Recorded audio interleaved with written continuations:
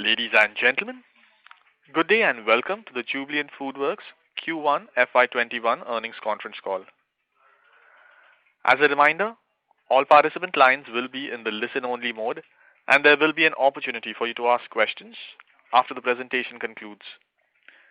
Should you need assistance during the call, please signal an operator by pressing star then 0 on your touchtone phone. Please note that this conference is being recorded. I now hand the conference over to Mr. Siddharth Rangnekar from CDR India. Thank you, and over to you, sir. Thank you, and welcome to Jubilant FoodWorks Q1 FY21 earnings conference call for analysts and investors. Today we are joined by senior members of the management team, including Mr. Shyam Bhartia, Chairman of Jubilant FoodWorks, Mr. Hari Bhartia, Co-Chairman of Jubilant FoodWorks, Mr. Pratik Pota, CEO of Jubilant FoodWorks, and Mr. Prakash Bisht, CFO of Jubilant FoodWorks. We propose to commence with key thoughts from Mr. Bhartia. Thereafter, we will have Mr. Pratik Pota sharing updates on the progress that JFL has made operationally in response to COVID-19 and the strategic imperatives that lie ahead.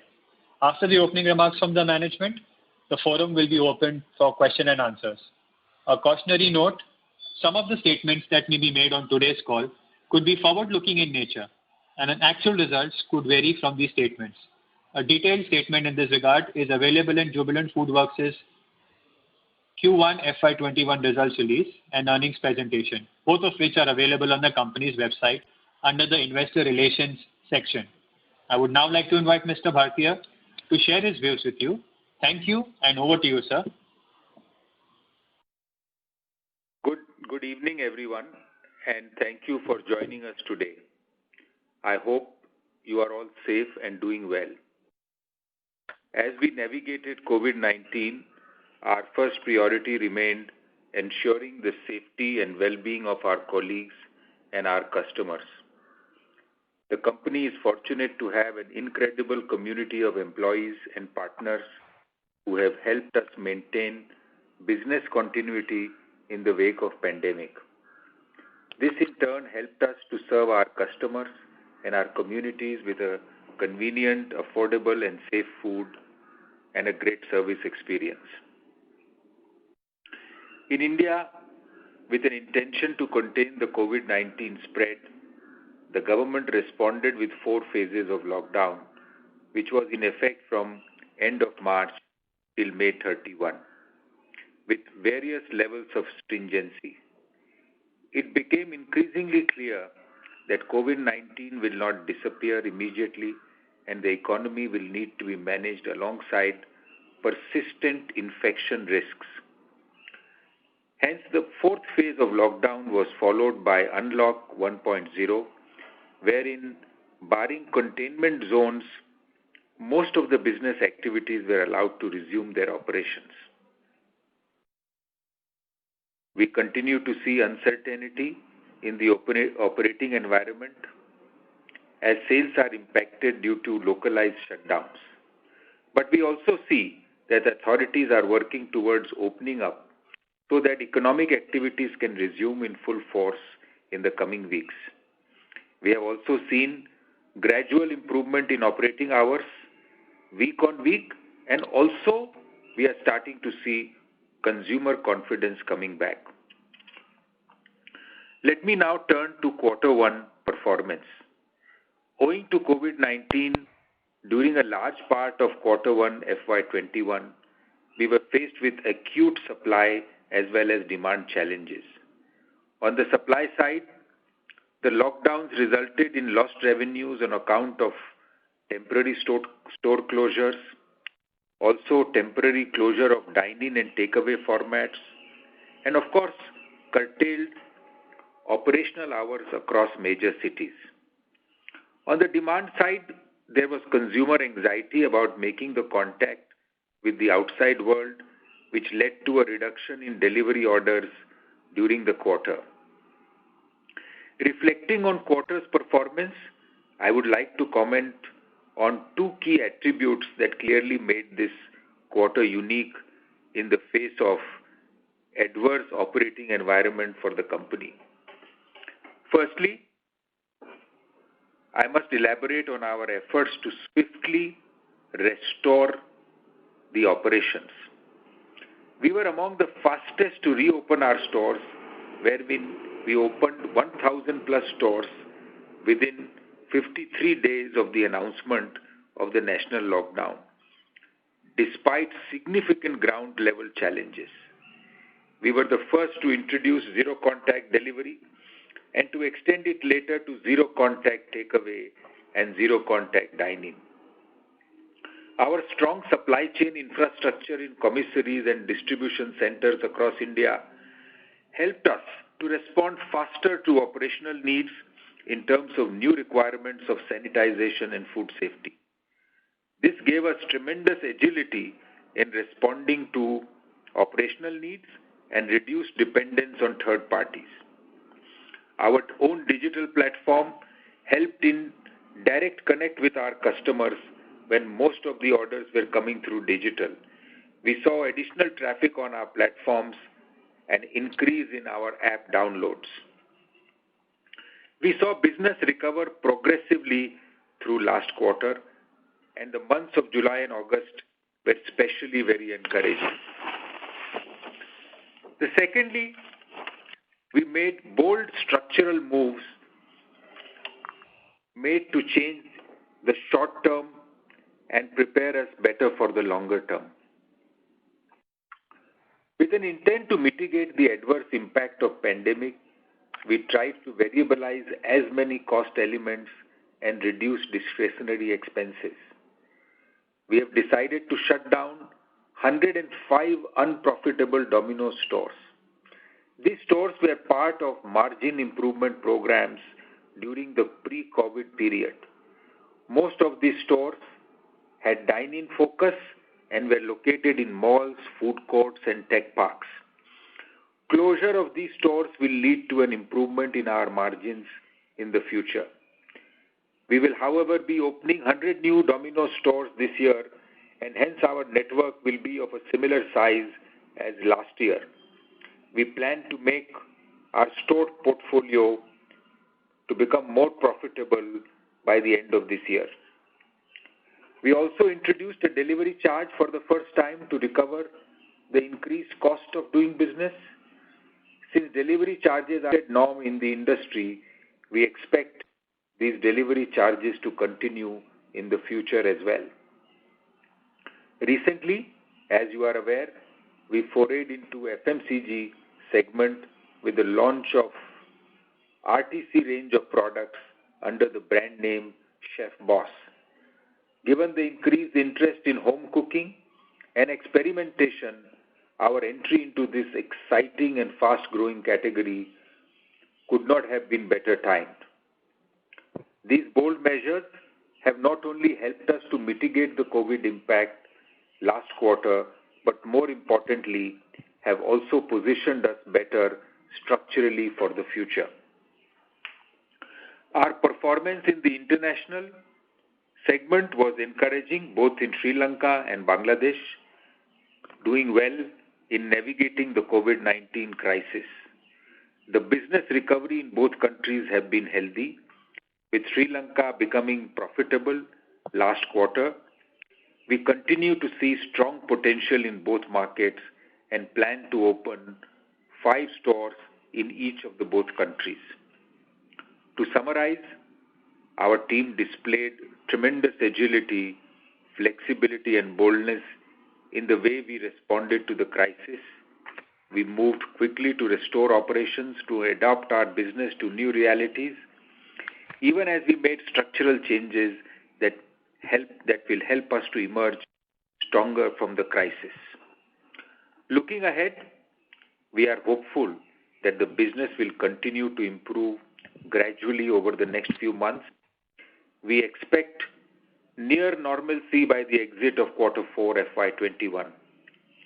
We remain excited about the medium to long-term potential of our category and our business, and we have no doubt that we will emerge from this crisis better positioned to participate in the opportunities that lie ahead. Now I would request our CEO Pratik Pota to continue this discussion by sharing his perspectives. Thank you, Mr. Bhartia. Good evening, everyone, and thank you for joining the call. Q1 FY21 was undoubtedly one of the toughest quarters we've ever faced as a business. As a crisis, COVID-19 was unique as it brought with it challenges both on the supply side and the demand side. There was also the unpredictability in the way the crisis unfolded and continues to do so even today, which required us to be extremely vigilant, swift, and flexible in the way we responded. Our execution strength, a strong brand that has earned consumer trust and credibility, a robust and resilient supply chain, and agility of our own actions helped us in dealing with this crisis. However, above all, it was our teams and the people on the ground that rose splendidly to the challenge of the crisis. The store and the commissary teams braved difficult odds and adverse conditions to continue serving our customers and keeping the business running. This quarter truly belonged to them. We faced several challenges during the quarter.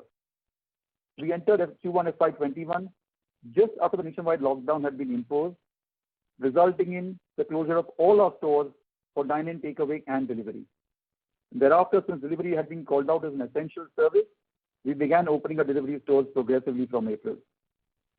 The national lockdown was followed by local restrictions and lockdowns, which also disrupted operations and led to store closures and revenue loss. In addition, curtailment of store operating hours till only 9 p.m. until June meant that the dinner day part was severely compromised. More than 250 stores had to remain shut on weekends, which also impacted peak periods adversely. We took a number of urgent steps to deal with the crisis and to ensure business continuity. We took all necessary and possible steps to firstly ensure the health and safety of our employees and their families. We reached out and maintained a continuous line of communication with them, reassuring them and keeping them motivated. We were the first to launch zero contact delivery and subsequently zero contact takeaway and zero contact dining. We worked with the local authorities across the country to open our stores.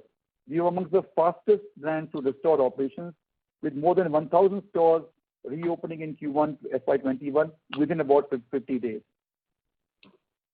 We continued to drive brand visibility and we actually increased our digital marketing spends during the quarter. We had a record number of 4.4 million app downloads in quarter one. As a result, the contribution of our own assets to our delivery revenues also increased significantly during the quarter. In addition, recognizing the severity of the crisis, we also moved quickly to conserve cash and to cut costs. We revisited and revised payment terms with our business partners so as to manage cash flows in Q1. We moved quickly to cut non-essential costs, and we optimized our restaurant operating costs in areas such as energy, maintenance, fuel, and so on. Early in the crisis, we reached out to all our landlord partners, helped them understand the on-ground situation, and sought rent waivers or reductions. I'm happy to share that we achieved reasonable success on this front in quarter one, with rent reductions amounting to rupees 294 million having been secured in the quarter. We also used the crisis to effect some structural changes in our business. These are fundamental improvements that will strengthen and hold us in good stead even post-COVID. First, we variabilized our manpower. As we have shared in the last earnings call, we have moved to convert all our erstwhile full-timers and part-timers to flexi-timers who are rostered by the hour. This will provide us with the necessary flexibility to ensure that our labor deployment in stores mirrors the demand curve more closely and thereby drives efficiency. Closure of unprofitable stores. As Mr. Bhartiya said, there were a number of stores with a profitability outlook for the next 2 years looked uncertain and challenged. Some of these stores were also borderline unprofitable in FY20. We have therefore decided to shut down 105 Domino's stores. Of these, more than half were in malls and in food courts, with others being in tech parks or in the travel channels. Introduction of delivery charges. As you're aware, we had not been charging for delivery earlier at Domino's. However, given the growth in the home delivery segment across multiple categories and customers' willingness to pay for it, as also the increased cost of doing business during COVID, we decided to introduce a modest delivery charge from June. The delivery charge was introduced at rupees 20 and moved then to rupees 30, which is a steady state charge we intend to stay at. The delivery charge has been accepted by customers, and what was extremely reassuring was that our net promoter scores and our value for money scores did not drop even after the introduction of the delivery charge. Extension into FMCG with the launch of Chef Boss, we have entered the ready-to-cook packaged food segment. It is an emerging category which will grow in the future with consumers seeking greater convenience and ease in their kitchens. We see the FMCG foray as an extension of our capabilities as well as an opportunity to serve our customers both through RTE and RTC solutions. I will now talk about the numbers for Q1 FY21. The operational revenue in Q1 FY21 was at rupees 3803 million, a recovery of 40.5% of our total system sales last year, and at 52.7% recovery of our operational stores. Within this, delivery recovered 66.7% of total system sales of last year. Takeaway recovered 43.1% of last year's total system sales, whereas dine-in recovered nearly 2.1% as it was shut for most of the quarter. EBITDA came in at rupees 241 million at 6.3% of revenues. The profit after tax stood at rupees negative 726 million. We opened 24 new Domino's stores in Q1 FY21, and these were a spillover from the last quarter's count. The company continues to have a strong cash position and a strong balance sheet. The company had liquid funds equivalent to rupees 6401 million as on 30th June 2020, as compared to rupees 6914 million when we opened the quarter. The company, as you know, does not have any debt. Moving to international, we had an encouraging performance in the international business. In Sri Lanka, post the imposition of the lockdown on 20th March, we were the fastest to restore operations. We had an encouraging recovery of our business with delivery and takeaway both now ahead of pre-COVID levels. In addition, owing to disciplined cost management, we managed to break even and deliver a positive EBITDA in quarter one. In Bangladesh, which is a much younger business, as you know, with a greater dependency on dine-in, the pace of recovery was a little slower. However, we used this opportunity to drive our delivery and takeaway sales higher. Notably, we were the only brand in the country which did not witness a single day store shutdown. We opened one new store in Bangladesh in quarter one, taking the total count to 4.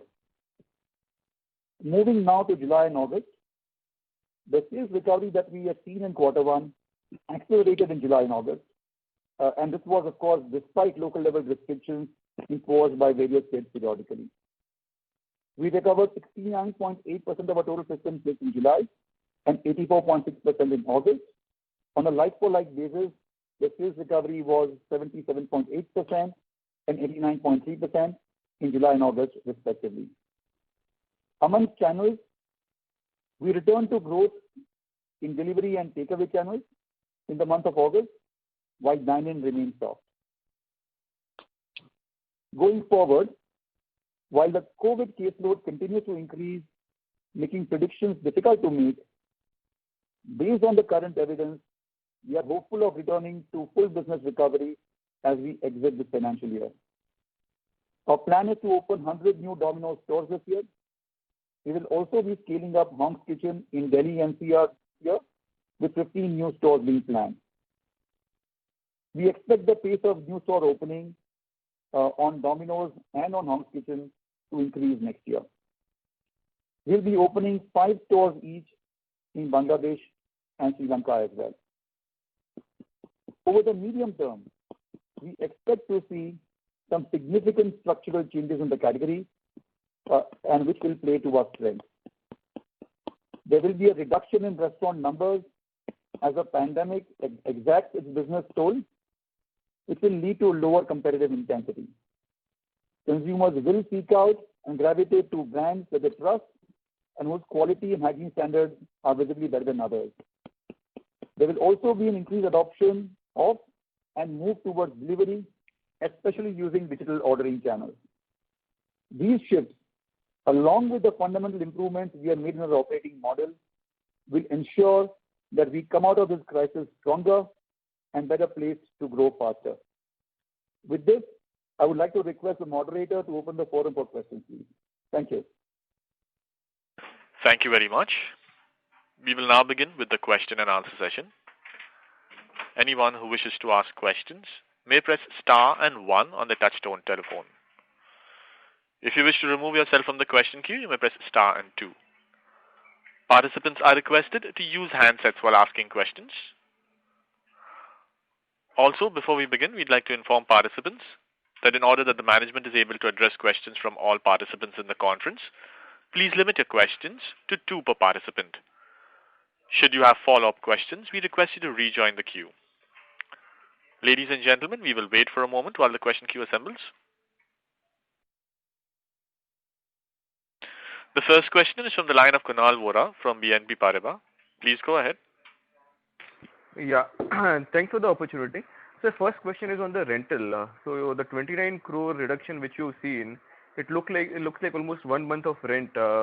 Is that a fair assumption that like say you got like April waiver and are you seeing any permanent benefit in terms of lower rentals going forward? So Kunal, the rent reduction that we got of 29 crores for the first quarter required us to engage with hundreds of our landlords and have a individual discussion pertaining to the store's context.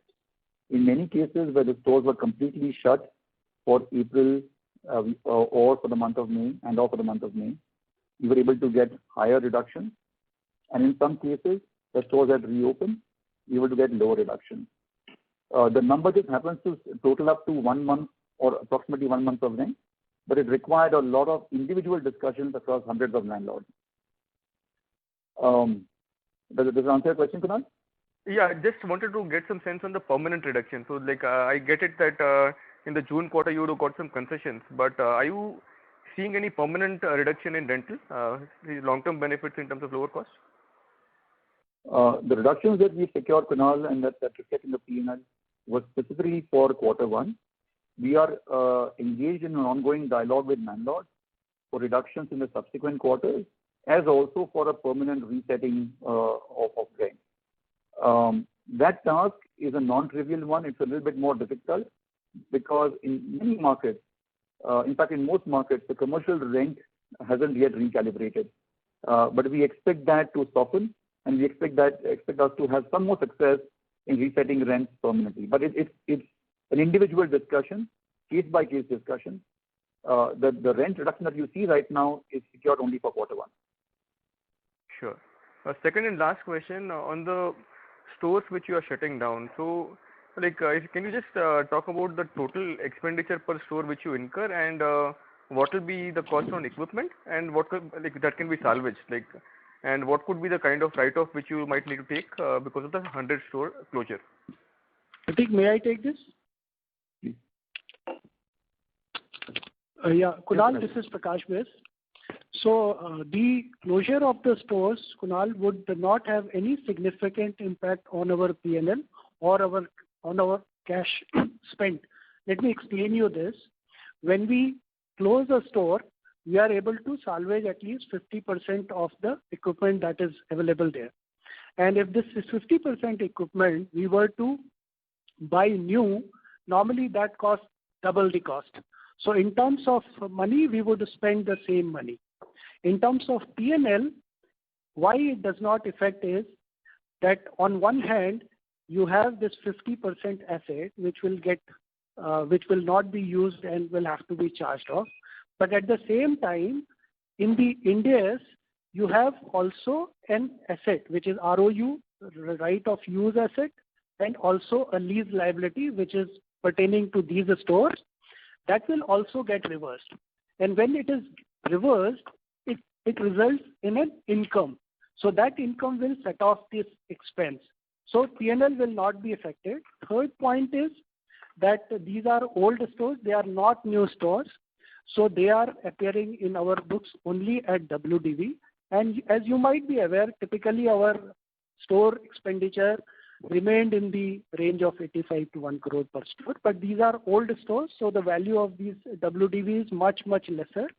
But it would not have any significant impact on profitability. Does that answer? That's it from my side. Thank you. Thank you. The next question is from Aditya Soman from Goldman Sachs. Please go ahead. Hi, good evening.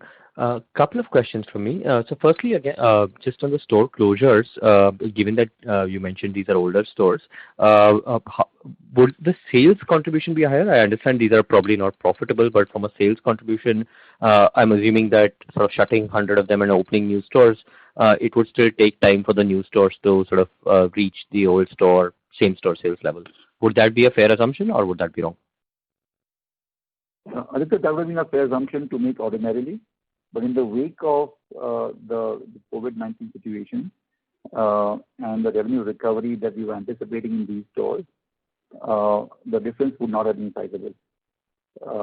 Because these stores, as we mentioned earlier also in the opening remarks, were predominantly dine-in focused, with more than 2/3 of the revenue coming from dine-in, either fully from dine-in only or more than 2/3. And given the expected pace of recovery of dine-in, the numbers of these stores were not looking promising. And as we look at opening 100 new stores, these stores will be optimized for delivery and carry out. We'll open them in locations where we see an upside potentially in these channels, these growing channels.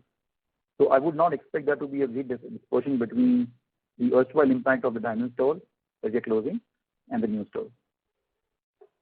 No, fair enough. Very clear. Thanks, Prateek. And the second question is on the stores that have not fully opened, right, or operational. So you indicated that only 83% of stores are operational. But from a customer perspective, are there a large number of customers that, let's say, cannot order delivery?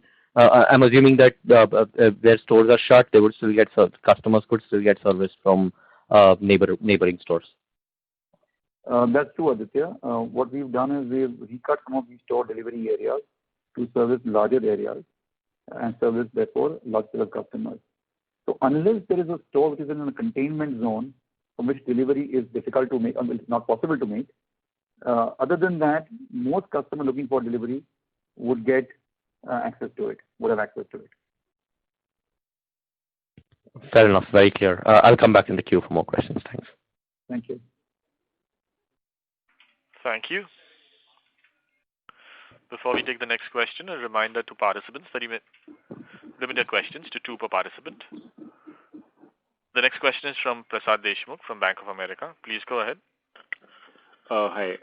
So, Prateek, 2 questions. One, in terms of the industry overall, are you seeing that many restaurants are not renewing their licenses, and do you have any estimate as to by the end of this financial year as to how much of the industry capacity in out-of-home food service would have shut down? Prasad, that's a good question. I think there are 2 things that we see very clearly. That the impact of the crisis on a lot of restaurant players has been fairly brutal, and it's impacted their viability. So we expect a significant number of restaurants to close down. Some have already done so. Some we can see that will play out over the next 2 or 3 months. A few restaurants also are looking for the festive season and to see how that performs before they take a call on shutting or not. I think our estimate of a shrinkage in restaurant inventory, is between 20 to 30%. We expect that kind of shrinkage in the restaurant industry to happen. It will be more in the casual time and deferring by cities. Again, there'll be a much more greater impact on dining focused stores. But that's the kind of number we see playing out. It may not all happen now, in fact all have happened now, but it will happen, we believe, in the next 2 or 3 months. Sure. And second question is, if tomorrow the situation arises that delivery, maybe delivery grows significantly from here, and dine-in remains where it is, what kind of changes would you be doing? Would you have to do in your restaurant infrastructure? Is there any possibility of aggressively scaling up cloud kitchen in this context, and a cloud kitchen kind of a restaurant in this context, and then maybe permanently shut down more number of stores? No, Prasad, we'll obviously keep watching this space very closely, and then take a call on our store configuration depending on how it plays out. However, I think the important thing to note is that the 100 stores that I spoke about, which will be opening, apart from a few stores that are going to be opening in new towns, which will be full service stores, most of the other stores that we plan to open will be stores optimized for delivery and for takeaway. There will be less than 1,000 square feet in size, typically about 700 square feet in size, located close to the markets they serve. However, located in front-facing, customer-facing area, so that we get walking customers as well. And in our experience, we have seen that a delivery carry-out store is actually a more effective store than only a cloud kitchen. The cloud kitchen then depends solely on delivery. Yeah. In the takeaway, which is going to be an increasingly important channel for us as dine-in release under pressure, I think the delivery carry-out format is going to be more effective and give a better return on capital for us than a pure cloud kitchen. Yeah. And Pratik, I'll also add here, this is Hari Bhartia. The more and more it is important to bring transparency. So when we build a store, it's an open kitchen. People, when they walk in, even for carry out, they can see the kitchen. They can see how the food is being prepared. They can see the sanitization and hygiene standards. So I think visibility from a brand perspective and confidence perspective is very important also. So I think while the store formats will shrink, but we continue to give a lot of importance to carry out and visibility. Got it. Thanks a lot to both of you. Thank you, Vikas. Thank you. The next question is from Manoj Menon from ICICI Securities. Please go ahead. Hi, Pratik and team. That was a brilliant execution which we could see in the last 5 months. A couple of questions actually. One, just curious to understand the conversations which you would have had internally, before you decided to implement the delivery fee. Because historically, when I look at it, whether the pizza, price what I pay for a medium size in Bombay versus let's say Manhattan, I think there has been enough understanding or observations that pizza is an expensive product in India from a consumer lens. So how do you, I understand that at this point in time, consumers are probably prioritizing. Consumers are not necessarily prioritizing price and value. So FY21 or even FY22 is fine. So, but then it was an important one because let's say, for example, as an analyst in April, this is not even in my wildest dreams that this is something which was feasible. So, good luck on that. So just understand the affordability angle, on pizza, the gross margins what we have currently. That's the first question.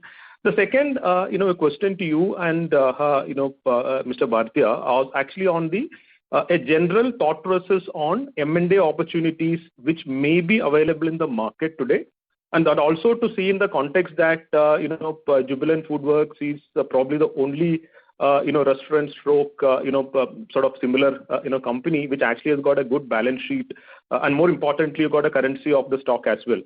Just trying to understand these two things.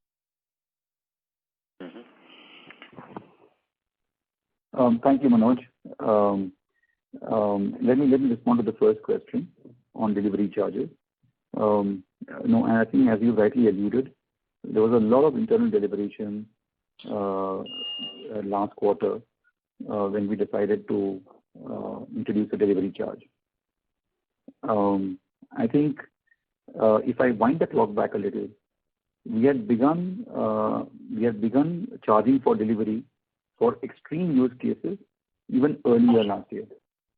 So we had begun charging for late night delivery, for deliveries after 11 p.m.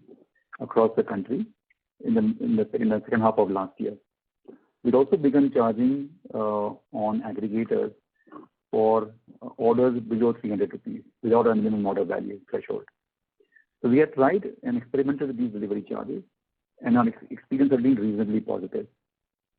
When COVID struck us, our first response actually was to just get business continuity restored.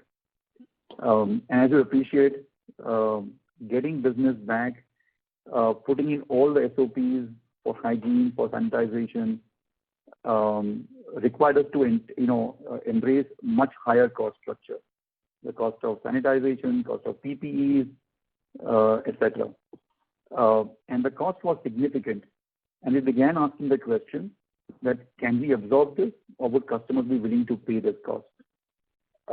We also saw the larger delivery ecosystem where all delivery service providers, whether it's food service aggregators or whether it is any other e-commerce player, began charging for delivery.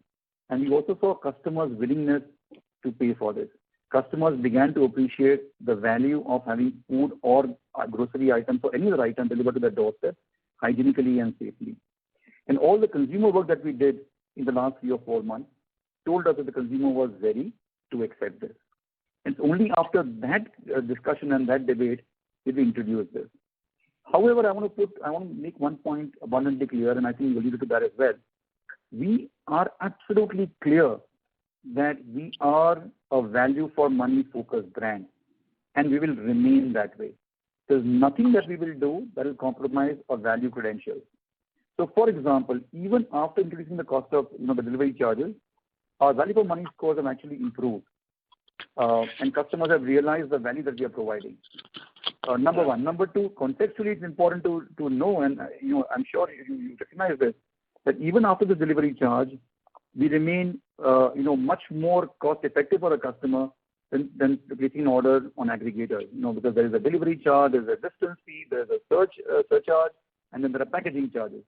Yes. So compared to any other service provider, we still remain the cheapest. So look, we have value for money front and center in our crosshairs. We'll do nothing that will compromise it. You can be sure of that. Mm-hmm. Yeah. Mr. Bhatia, you want to respond to the question on the M&A? I'll comment on that. So this is Hari Bhartia. Firstly, just to add to what Prateek said on delivery charge, I think customers have started attaching some value to the whole delivery and convenience part. And thanks to the aggregators, as Prateek pointed out, people have realized that for a service like this, where we are guaranteeing a delivery time beyond what everybody else does, that there is a value to this. And it also helps us in differentiating for a person who comes and picks up the pizza from the store. So I think to that extent he gets an advantage. So I think customers have, and as Prateek said, there was a lot of work done before we introduced this charge. Now coming to M&A, I'll tell you we are quite conservative on that. When we look at Mr. Bhatia, I'm sorry to interrupt, but there's a lot of disturbance on your line. I don't know. I'm muted everywhere except this line. So can I let me continue and see how it works. Maybe others, if others can mute it. I'm muted here. So on the M&A, I just wanted to add that we are a bit conservative. Firstly, in the last 25 years, we have always seen a very large opportunity for Domino's itself. Even today, we see a possibility of growth to 3,000 stores and a single-minded focus to make this very efficient and continue to scale this business. And I'm sure as the economy grows, the potential of number of stores will grow. The formats, everything will grow. In the meanwhile, we also we have taken up Chinese as a brand, which we see as a huge potential. We are experimenting with an Indian brand where we see the potential to take it up. But saying all this, to stay focused on what we are doing and scale that up because we see potential very large. Sri Lanka and Bangladesh together offers a big opportunity, almost to a level of, if I say combined, between 300 to 400 stores in the next many years. But to your point, we look at opportunities, we see where we can add value, where we have strength in terms of either digital. As you know, we have a unique supply chain system which can help reduce the cost in a new brand. We do continue to look at opportunities, and if we find something where we can add value and help them scale up, and which is not competitive to our existing play, we will look at it. Okay, understood. Thank you so much, Hari, and thank you so much, Prateek, for those very detailed responses. The only context which I just quickly highlight on my second question on the M&A opportunity was point number one. As an analyst, I've been advising investors on one aspect, saying that look, Jubilant is probably the only company with, at least in my understanding, listed or unlisted, which actually got a good balance sheet, and a lot of the other companies would probably need a growth capital infusion, so which technically means that there might be distress and otherwise opportunities. And top down, for example, when I look at the Chef Boss launch recently, or the Chinese, or the comment 6 months back about looking at some of the global opportunities, it's very clear that top down, Jubilant FoodWorks as an organization might be willing to look at in opportunities for growth outside of Domino's. And India, possibly there may be a burger opportunity, there may be XYZ food opportunity. That was my background of asking that question, because the timing was more important. Maybe I would not have asked this question 1 year back. No, your point is right, and we are looking at it, but we have to be careful. We are just not jumping at it, if we feel that we can add value and create a sustainably large business, we will look at it. Understood, sir. Thank you so much, and all the best to you, Prateek and team. Good luck. Thank you, Manoj. Thank you for the question. Thank you. The next question is from the line of Dhaval Shah from Girik Capital. Please go ahead. Hello. Sir, my question is on the operating hours of the stores during the Q1. On an average, they would be operating 50-60% of the regular time. What is your understanding? Dhaval, that would be a function of which period you're talking about, and which geography and which towns and which stores in particular. We saw the operating hours improve from Q1 into July and August. And in July and August, the operating hours curtailment was confined to a few stores. But until early July, we actually had all stores shutting at 9 p.m. Okay. So it's a function of, again, like I said, which store, which geography. Sure. Also with channel. I mean, some channels were allowed to operate for longer hours. But dining was shut a lot earlier. The interesting thing is that wherever we have seen operating hours being unconstrained, our recovery there has been much, much stronger. So this average that you see of 85% is a combination, as you can imagine, of stores which were constrained in terms of operating hours and operating days of the week, and stores that were unconstrained. And a large number of stores that were unconstrained actually have returned to full normalcy and pre-COVID sales levels. Yeah, so just was trying to figure out the employee cost, since the entire staff has moved to the variable part. So if the store starts operating to near normal hours, what sort of number should we keep in mind on the employee side? So it should be, will it be upwards of 250 crores? So that was hard to put a number to it. It will be a function of various different things. But I think the important point is, if you look back at the Q1 results that you were seeing, our move to variabilization actually happened through the quarter, mid-quarter actually. So you aren't seeing that benefit being captured in quarter one. Also the fact that through quarter one and through, I guess, even July and August to some extent, the demand conditions and local restrictions were fairly unpredictable. And therefore we had to keep our staff in the stores to service orders as and when they came.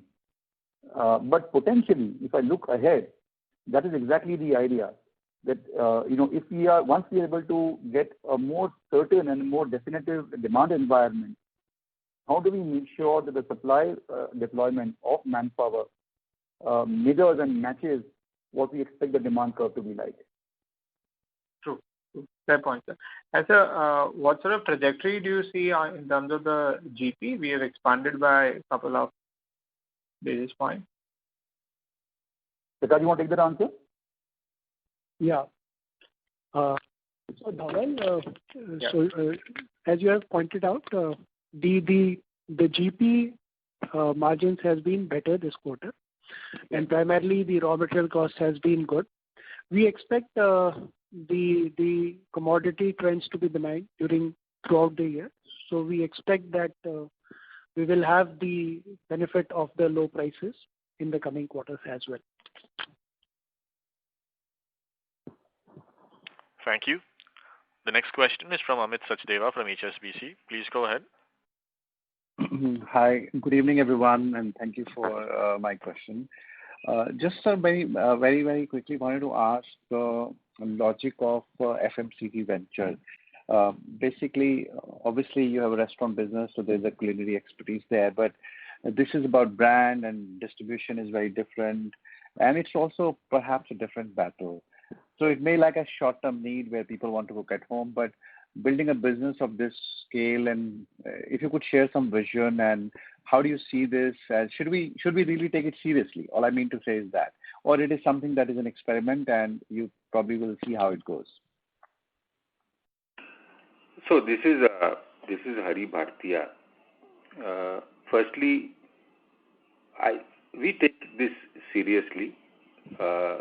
It's a small start, I agree, but it is something that we believe we have already a lot of expertise in this, in terms of ingredients, in terms of flavors. As you have seen, we have entered the area of cooking sauces, pastes, and gravies right now. Mainly just to start with.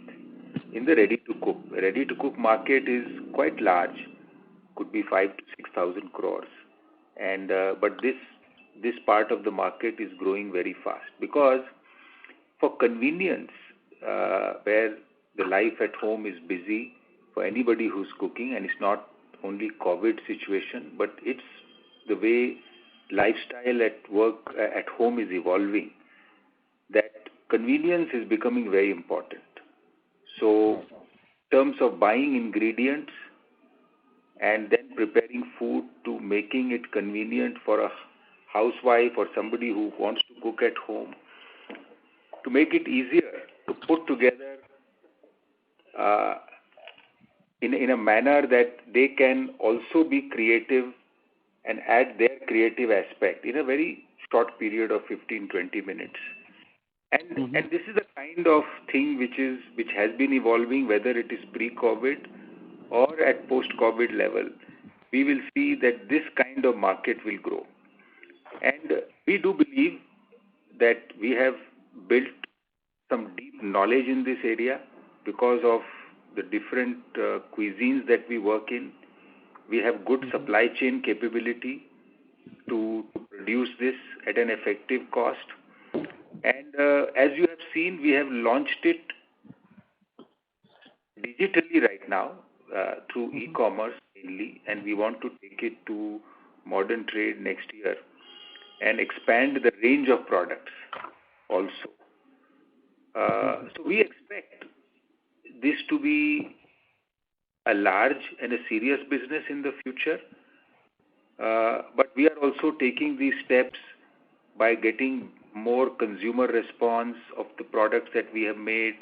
I think we have looked at pricing very carefully to make it affordable, and also, of course, high quality. So that's where I would say the whole thought process is. Sure. So I think it's a slow build, and basically going from small channel in e-commerce to maybe modern trade and then introduce. So I got it. I got it. No, that's very helpful. So I would say we will also expand the range of products while we go forward. So of course, take it to all channels and expand range. Yeah. Got it. No, that's very helpful, Mr. Bhatia. Thank you so much. Just a small one, if I may ask, Prateek, about the variabilization of staff costs, which is obviously a great idea, and you probably would like to retain some part of it as the situation evolves as well. But I would assume the delivery staff was already on the variabilized structure, if I'm correct, right? Largely, it has been achieved over time last year as well, quite a lot of it. And is it the per hour costing is from the fixed staff that works in the stores, or to what extent is incremental? What I want to know is that what was already there, what has new structure has come in. Does it mean that cost has now gone up? Because if somebody is going to variable structure from fixed structure, is it wages are higher now adopting this structure? What does it mean for if you look at this cost as a percentage of revenue of some sort? Amit, when this is going back to the first part of your question, I think this move from full-timers to flexi-timers covers both our inside the store employees as also our delivery staff. Our delivery manpower earlier was a combination of full-timers, part-timers, and pay-per delivery. And therefore, this move to flexi-timers, wherein we roster and ask people to come by the hour, covers them as well. Now, as we move from a fixed cost to a variable cost, and by hour, what happens is that while there may be a marginal increase in the per hour cost, the efficiency that we extract by ensuring that we indent and roster people only when they are needed versus carrying surplus capacity when they are not needed, I think that cost more or less comes even. In fact, there's an advantage to that, which is why we get efficiency at the operating level.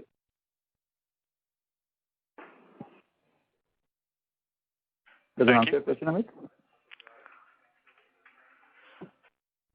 The next question is from the line of Avnish Roy from Edelweiss. Please go ahead. Yeah, thanks. Sir, you mentioned that Domino's stores new are being optimized for delivery and takeaway. Question was on Hong's Biryani and the Indian offering. Also, are you doing something to take care of this? Hi, Avnish. No, absolutely. I think our new stores for Hong's or indeed for the Indian brand will be optimized for delivery and carry out for two reasons. One is, of course, the faster growth that we expect in these two channels, but also the point that Mr. Bhatia made earlier about the importance of having a customer touch point where he or she can come and experience the brand, see the quality, see the open kitchen. So for both those reasons, even for the new brands when we expand in Delhi NCR region, we will be looking at delivery carry-out stores. Very efficient, very optimized for delivery and takeaway. And could you share some more insights on how the performance of Hong's and the Indian offering is? I understand the Indian offering on the delivery and takeaway not that suited versus a pizza. So are you also talking about expansion in the Indian offering in the next 6 months? So first coming to your question, Avnish, on Hong's. I think Hong's, we are very pleased to see a very strong recovery in performance through the quarter and especially in July and August. Apart from the fact that there was the reassurance of a credible brand with an open kitchen, delivering quality products at good prices, what also helped us was that during the last quarter, we introduced a new value for money range priced at ₹99. We call it the Incredibles range. And that really helped us drive our order count. So our recovery has been very robust, and that's given us the confidence to therefore expand and scale up in Delhi NCR. On biryani, the Biryanis of India, we had only one store during the quarter, which was in a mall, and its operation was intermittent. So it's hard to sort of, therefore, sieve out and say what the recovery was. But whenever we had operations going and to whatever extent we did, the feedback was very reassuring. But we will be looking at scaling up Indian gradually over time. Thank you. The next question is from Avi Mehta from IIFL. Please go ahead. Hi, sir. Sir, I had a question on the cost savings program. Could you have a target in mind in terms of a rupees crore saving that you are planning to achieve in FY21? Prakash, you want to take that question on? Prakash really has a target. No, Avi, of course we have a target, but I think it's a future forward-looking statement, so we can't really share the target. But so I mean, just trying to get a sense on how much to expect, and more importantly, how much can sustain. If you can give us any guidance on that, that is what I was looking for. No, I think it's difficult to put a number around it, but be rest assured that company is totally focused on cost, and we would make every effort to optimize the costs. So my second... Sorry, go ahead. Go on, sir. No, just to add what Prakash ji said, I think there were two parts to our cost optimization exercise in the last quarter. The first one was an urgent and immediate response to the lockdown and the business impact, which we moved to do. So we cut costs, very specifically restaurant operating costs, energy costs, maintenance costs, manpower costs. So there was a lot of urgent action taken to cut our costs for the immediate quarter one. However, we also put in place a lot of work streams which would help optimize costs for the longer term as well. And the intention obviously is that once this pandemic abates and once we emerge from this, we will come out stronger with a more efficient, more optimized operating model. That's exactly the intention. Okay, sir. Okay. And sir, my second bit, again, just on the, I'm still not able to understand why do gross margin should logically expand further from the current levels in first quarter, because you obviously had a delivery charge which you would not recoup for the entire quarter. What is the flaw in that understanding, and where am I going wrong? Shouldn't margins logically move up only as we go forward? And please explain that.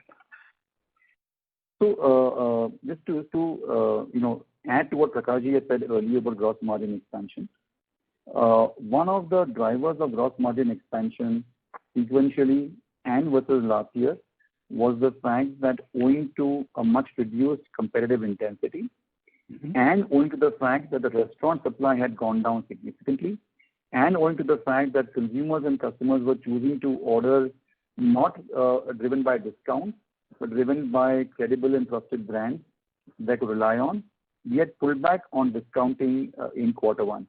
And that also was a significant contributor to the gross margin expansion. As stores have reopened, as other brands have come back, as a semblance of normalcy has returned, and we saw that in our numbers on delivery, we've brought the discounts back. And therefore, there will be that headwind on gross margin on account of discounts rationalizing, which will be compensated, as Prakash ji said, through food inflation remaining benign. And the delivery charge, sir, shouldn't that logically add to the margins as well? Because that has been implemented in June. Would that not be the case? I mean, unless the delivery charge was something that was present for the entire quarter. No, it was not there for the whole quarter. So yeah, it started from the June. So you will see the full effect in the coming quarters. So you will see some expansion because of that, right, sir? That's a fair bit to kind of take. Thank you. We take the last question from the line of Ritesh Gupta from Ambit Capital. Please go ahead. Hello. Yeah, Ritesh, am I audible? Go ahead. Yeah.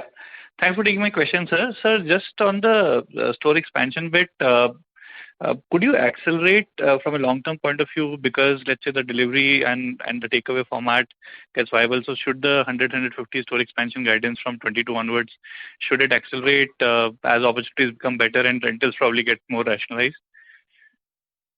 So Ritesh, first of all, I think for this year, our 100-store plan that we've talked about, of which we've covered 24 so far, has to be seen in the context of the COVID-related practical constraints on the ground and the need for us to execute within those constraints.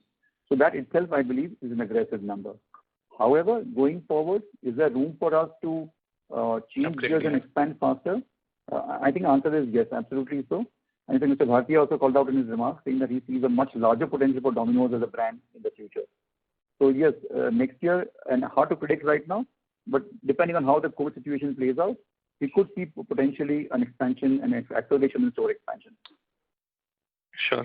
And sir, just to clarify, I mean, from the previous participant's question also, I mean, historically, your gross margin range has been around 74 to 75%, and that's been pretty consistent. Should we now see a relatively better long-term gross margin trajectory given the delivery charges have emerged and that has become much more acceptable to the consumer?